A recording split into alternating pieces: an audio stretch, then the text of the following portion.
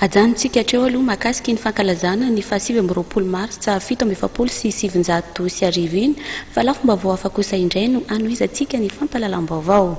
Isan'ny mahasarika ny tamonora maro amin'izao fotoana izao ny fifaninanana idirana ho mpiasa mpanjakana. Isan'ny fitoerana manomana ireo te hiatrika ny fanadinana ny PRECAS ary misy ireo tolotra omeny amin'izany.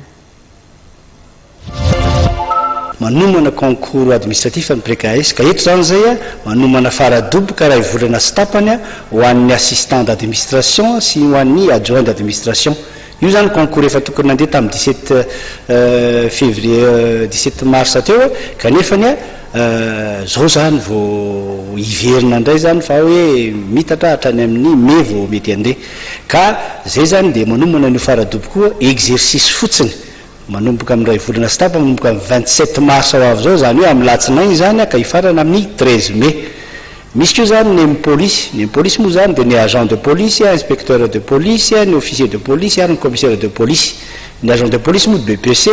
ary ny inspecteur de police bac, ny officier bac plus 2 ary ny commissaire de police bac plus 4. Mariana moa fa vita moa zany ny greffier sy ny magistrat teo 3 isan-jato zany no afaka atao amin'ny PRECAS. Ary mampiavaka ny PRECAS moa dia fafantarintsika fa misy matière dia hoe anankiray mety mpampianatra anankiroa zany no mampianatra azy ary ny faharoa dia ny hoe misy matière tsy anadinana any amin'ny concours fa menay mba hampisy chance bebe kokoa ny mpianatra ao amin'ny PRECAS. Ka raha ohatra ianao lina na nianatra taiza ianao na nianatra taiza ka lina ampitombo fahaizanao anatevina zay efa ampelantananao satria izy ity concours fa tsy examen zany hoe ny meilleur zay mahay ihany no tafita. Aza kivikivy amin'ny filazan'ny olona hoe misy kolikoly misy piston sy ny sisa tsy fantatra na misy na tsy misy zany fa hoe efa mba mijery ihany ngamba ny tompony andraikitra ny amin'izany ary ny eo amin'ny PRECAS moa betsaka ny olona tsy mahavita an'izany tsy manana fahefana mividy amin'izany nefa betsaka no afaka. Io koa zany fa na ohatrany hoe fanakiviana ny olona fa raha izany eo amin'ny toeranao manana BPC anao manana bac manana bac plus 4 sy ny sisa ka misy concours dia atao ihany io satria hitanao zao fiainana ankehitriny fa ny eo amin'ny fanjakana zany concours administratif sécurité d'emploi tafiditra anao androany 18 ans